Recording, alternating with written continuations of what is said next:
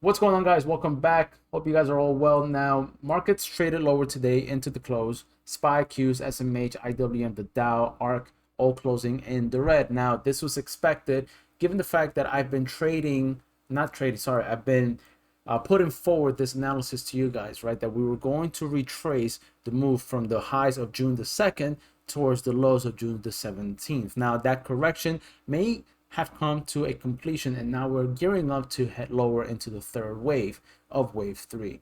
Now, if you guys are not familiar, my analysis was stating, yes, yesterday I was calling for a bull flag, which was possible, a bull flag that would give us one more push higher, with the overall analysis and thought process that we were still going to see price action head lower.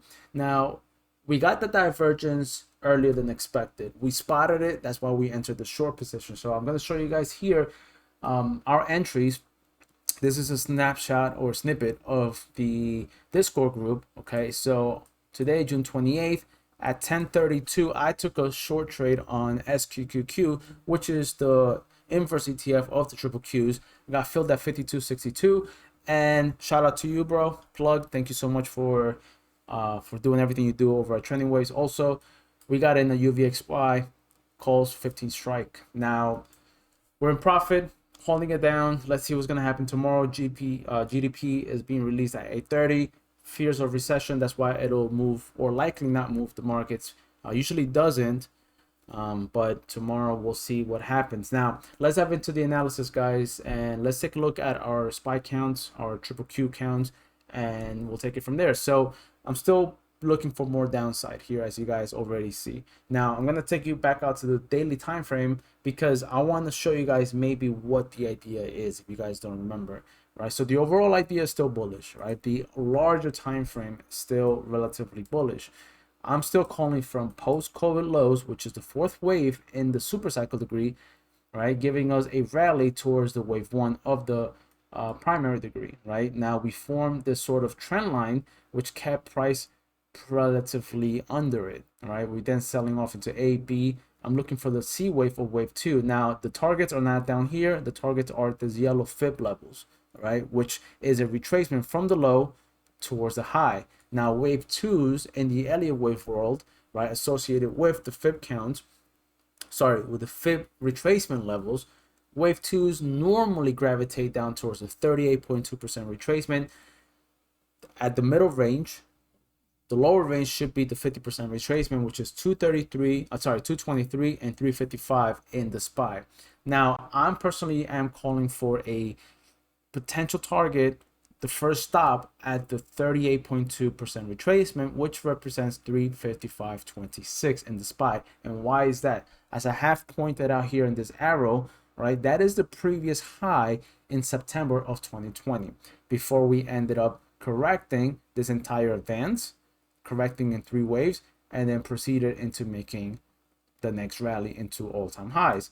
Now we're correcting this entire move, likely going to be between these 2 zones that will find support, and then we're going to head higher. Now the larger time frame and the overall bullishness of this is going to be in the form of a triangle. Now I haven't set the next sort of line or trend line here, because we haven't found the bottom just yet, but my analysis calls for one more push into the super cycle degree before we are met with a larger multi-year decline in the equities market. Okay, might be wrong, but that's my, for now, that's where my head is at.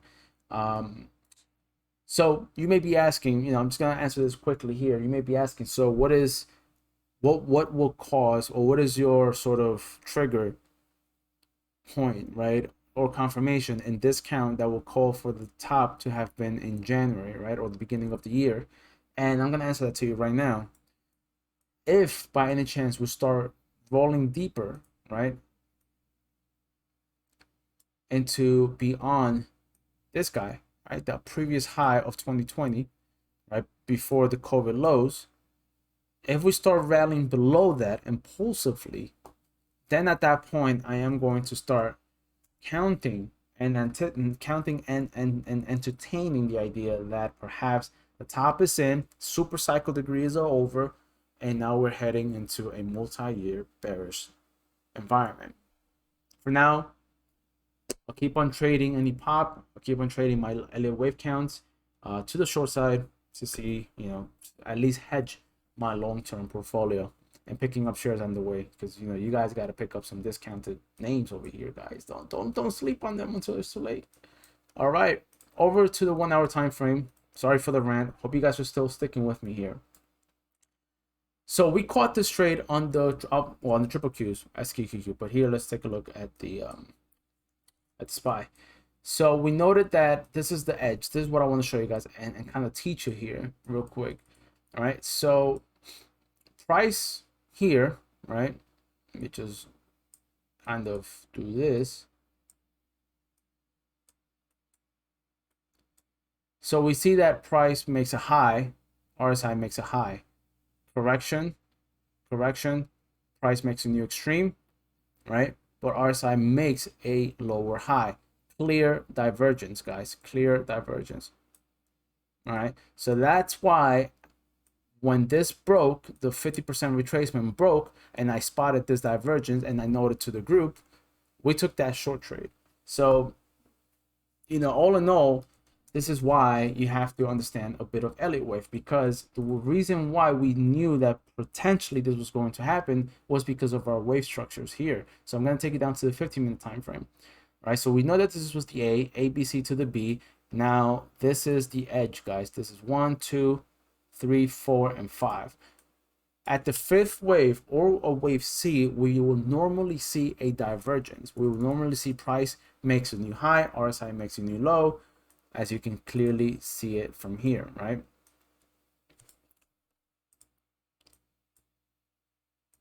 There you go. You wait for that opportunity, you stay patient, you catch it, you spot it, you catch it, and then you trade it. That is your game plan. You got to stick to your rules. Anyway, so that's that. Over to what is my target for the downside? What is the projections here? I know I'm running, just like off track here. So I'm gonna wait. If you miss this short, right, we will likely get a retracement. This will likely be continuation to the downside into the wave 1, pull back into 2, 3, 4, and 5, and so on. So it is at this point when we see the completion of wave 1, again, just like we see it at the top, we're going to see a divergence in the bottom, a bullish divergence that's going to give us the wave 2 pullback, at which point we'll see where the fib levels are going to land, and we'll start adding to that position or take new trades. Okay, I'll update you guys here on YouTube when that happens. For now, it is likely that we will continue on lower, maybe reaching the support zones in the RSI at the 15-minute time frame. In the hourly time frame, we still have ways to go. All right, watch for the zone 378 to hold, because this was the gap right before on June 24th, and then the next level would be 371. Over to the triple Q. So here's our trade, guys. Same deal, right? 15-minute time frame, clear divergence. Price makes a new high over here, right? RSI peaks. Price makes a new high. RSI does not peak, therefore gives us a clear divergence. But moreover, right over here, we started noticing a weakness in this chart in the 15-minute time frame, also in the hourly time frame, guys. Right? Peak over here, and so on. So actually it was here. My bad. So we took this short trade. It was more clear on this on the SPY, that divergence, and now we are heading lower. All right, so simple as that. Taking a look at the SMH. So SMH is clearly giving us one leg up here, ABC, more downside to go. IWM giving us the support, the resistance level at the likelihood of that 50% retracement. Actually, the 618.